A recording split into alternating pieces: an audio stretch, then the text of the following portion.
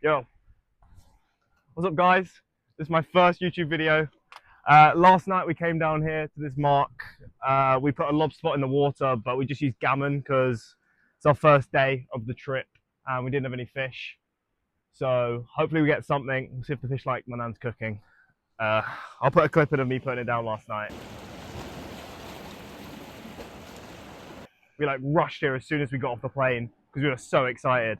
Anyway, yeah, let's see what we got. Oh, okay. We got a crab. We got a few crabs. Big prawns. Oh my god, a baby lobster! Yeah, we got a lobster, guys. Let's go! Oh my god. We got baby pollock. Looks like he's been murked. Got a little velvet swimmer crab here. We're gonna throw him back, or her. I don't know. I need to learn how to sex crabs. Second animal. I think that's just a common prawn. Absolutely stunning creature, honestly. So yeah, common prawn. If we got more of them, I'd probably keep them, but it's just the one, so maybe we'll use it for bait or something later. Catch some bull huss. You get a few of them around here. So yeah. Be careful. I can't believe we've got a lobster. Okay guys, we have got a lobster. This is my first lobster I've ever got in a lobster trap. But as you can see, it is absolutely tiny. Its claws are still growing through. They are so soft and just so delicate. Looks like it's got a little parasite on its thing as well now. But I don't want to touch it. I don't want to harm it. Absolutely stunning little creature. Obviously, we're going to let this guy go. Yeah. I would say that is a success for this mark. So there's definitely lobsters here. Hopefully, if we keep putting it out the whole of this week, we'll get a big daddy that we can take home. We're using the Western white sand eel today. It's been really rough, murky water, so I'm using quite a light lure today. We're going to be targeting pollock mainly. We'll see what we can get, but there's so many seals.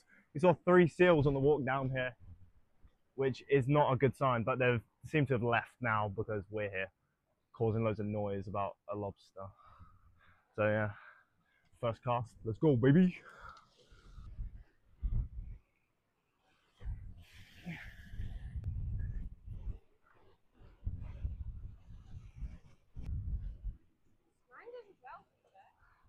I think it's because it's been rusting.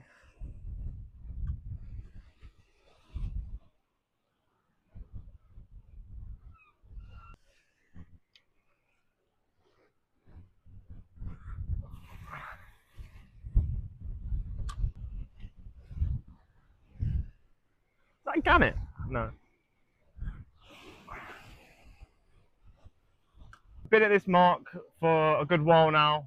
There's just no fish. The water's really murky. Tide's out really far. There's so many seals, probably the biggest grey seal I've ever seen in my entire life, just staring at us directly in front. So I don't think there's any fish. We're going to move further around the coast, a little bit further out, some deeper water marks. Hopefully we can pick a few pollock up there. Nice. We've come to another location. It's a sandy mark, aiming for a couple bass, but as you can hear, the rain has just absolutely lashed it down, even though it's sunny outside. Typical West Cork. When the rain dies, oh, the rain's gone. Okay, we're gonna go fishing. Let's go. This is our first mark. There's a few more all the way up. It's really sandy here. The tide's on its way in. We're about an hour before high tide, so hopefully we can get some nice sea bass. Oh, is your phone all right?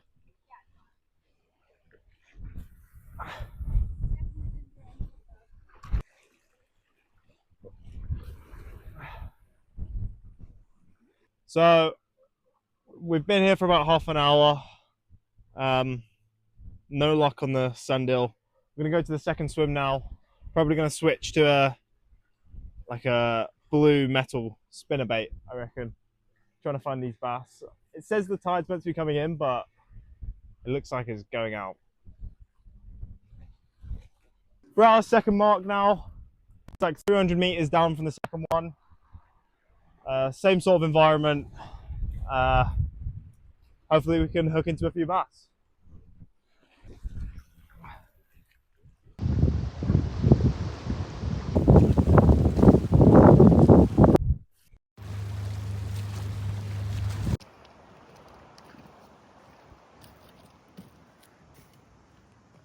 So we've just come to the point. This is our last ditch effort at catching a bass, or maybe even a pollock. I've caught pollock here. Alyssa's set her rod up with sabikis and metal at the bottom. So hopefully she'll get a few late season mackerel. Yeah, a few weeks ago I caught a 7-pound pollock here. I'm not trying to flex or anything, but yeah, it's pretty good. Okay, wish us luck.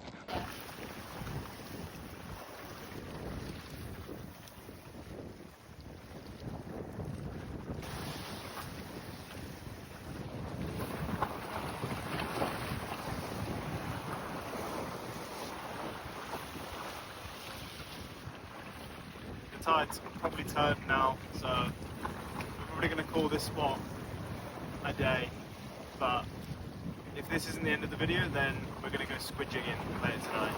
Hopefully get some squid. They'll catch and cook some calamari. Nice. So yesterday was pretty unsuccessful. There was so much swell and the water was literally like peat brown. So there wasn't really much chance of lure fishing, catching pollock or mackerel. I reckon they've gone out a bit deeper. But I came back in the evening, set the lobster trap. So we'll give it a little look, see what we've got. Anything? We have absolutely nothing. Oh my God, there's sea lice covering it. Maybe that's a bad thing, I don't know. So, turns out something has completely ripped my pot apart. We've had bull husks in them before. I'm thinking maybe it was one of them because I can't imagine a lobster would surgically open my lobster pot. All we've got is just like sea lice all over that, and they're absolutely disgusting. It touched me. I hate that. I bought these traps on Temu. Whoa, they're like £2 each.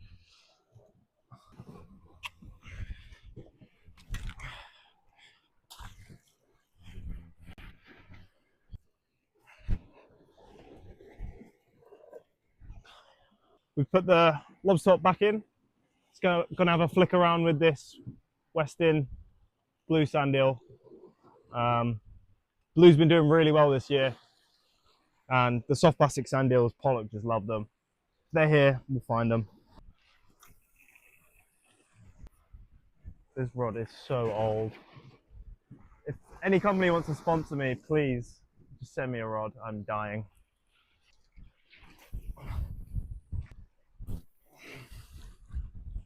Me and my friend went beach casting on the Mersey by St Albert's Docks, right in the middle. St Albert's Docks? St Albert? Or is it just Albert Dock? Fish! Oh!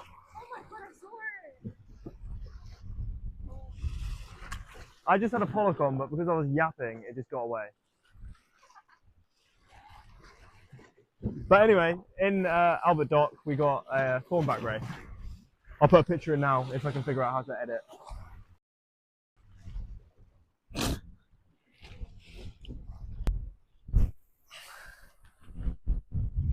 That was the lure I was on there. It's absolutely beautiful. Westin makes some absolutely lovely lures. This will be the next one. Look at him. Go away! I didn't hit the seal, don't worry. Leave me alone, Blue Peter.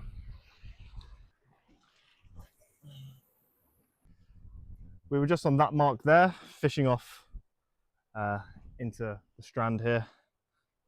Tide's still coming in. We walked just around here, up here, into this field, and then we'll put the lobster pot somewhere along this coast.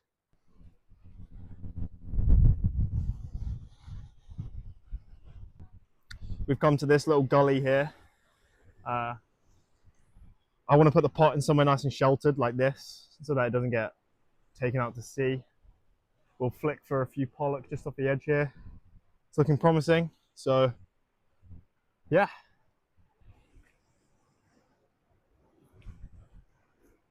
We're going to be using, oh, it's mackerel. Mackerel fillets and tomato sauce.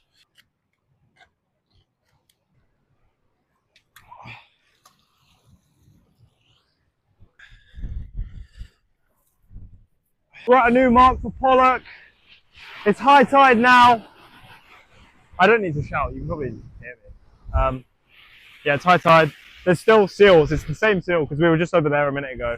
It's just staring at us, probably scaring off the fish. Fuck off.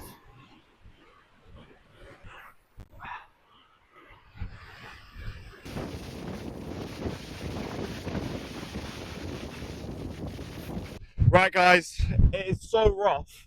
The lobster pot was dragged round into a little inlet on the rock here, and the line has completely snapped. So I had to go on basically a mission, getting splashed and I'm soaking wet to get this lobster pot. But it was absolutely worth it. I don't know if you can see in the trap right now, but we have an off-size lobster, my first ever one. Let's get this puppy out. Oh my god, its claws ripped off. Yeah, yeah. As you can see, I don't think this guy is even alive anymore, honestly. It's a male, and it's off-size, thank God.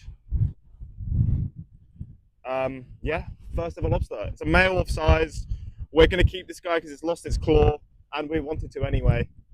I think because the waves are so rough, I honestly don't know what's happened, but the weather's completely turned overnight. We're not going to put the pots back in now until we get a break in the weather, so this will probably be my last video.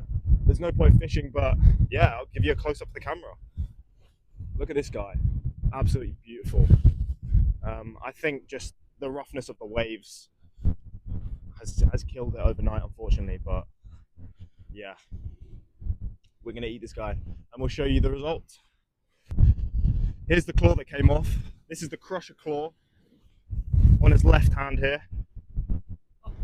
This was the crusher claw on its left hand. It was a left-handed lobster. Thank you to this guy. It's gonna be our dinner. Absolutely splendid. We're gonna head round onto the other spot now. Hopefully that pot has not ripped apart and been dragged. It was in a nice sheltered inlet, so I'm thinking that one will be fine. I did say if I manage to get my pot home, that is a win, even if there's nothing in it, but thank God we actually have a lobster before the end of summer, because I think yesterday was our last day of summer, if I'm being honest. So I'll see you at the second pot. Hi guys, this is me bringing the second pot. Something went wrong with the audio, so I'm just going to voice over this bit. This was the pot that we used the mackerel fillets in tomato sauce. It was probably the best haul I've ever had from a pot. As you can see, there are so many things going on inside of it. I was so excited. So first of all, we had another lobster. It was another male, but we already had one lobster, and it wasn't. I didn't have a measuring tape on me, but I don't think it was of size. Maybe it was, but we already had one. We don't need to take more than what we're gonna eat. This a little rockling. I've never seen one before. I know they're quite common here on the Irish coast. Yeah, it was really slippery. They were so they felt like jelly. It was so slippery. Kept falling in the rock pool there. Didn't get hurt or anything. Wasn't grazed. Really beautiful fish. Had sharp teeth. There's really cool whiskers like a catfish. Yeah. Got that guy back. Swam off really strong. It was beautiful red colors. Absolutely great to see. It's quite a big one. Stunning fish, even though they are classed as pests or dirt. There he goes. Swam off nice and strong. And then the next creature, I'm not sure if it's a European eel or just a small conger. They are so difficult to handle. If you've ever handled eels before, you'll understand my struggle. They've got, oh yeah, it threw up as well. Threw up a little squat lobster and a prawn. It was so difficult to get a hold of. But yeah, baby conger is what I think it is. Compared to the other one in the pot, yeah, it's absolutely tiny.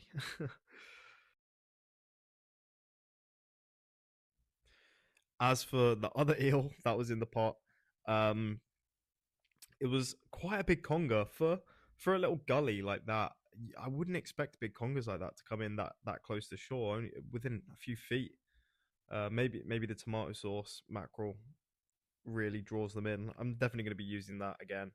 It was so oily, and I guess the smell just goes really far. It was such a big conger. You'd be happy catching that on a rod and reel. I really like conger reels. From when I was a little kid, I caught a huge conger off the old head of Kinsale, and I've loved them ever since. Definitely didn't just cut out me dropping it in the rock pool again. We couldn't get close to the rocks because it was so slippery and it was just dangerous. So I did, in fact, launch it, but it went straight in the water and swam off really strong. So not too bad.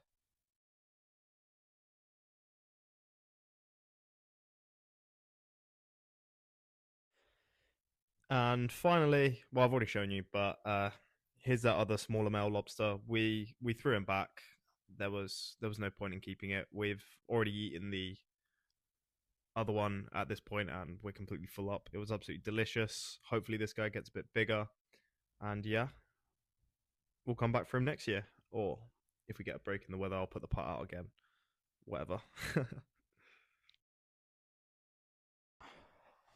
Okay, we're back at the house now. This guy was already dead when we found him. It's an off-size male lobster. I'm going to cook this up in a catch and cook in another video. Thank you for watching, guys. Don't forget to like and subscribe. It's my first video, so don't be too harsh. But if anyone's got any constructive criticism, let me know in the comments. Cheers for tuning in, guys.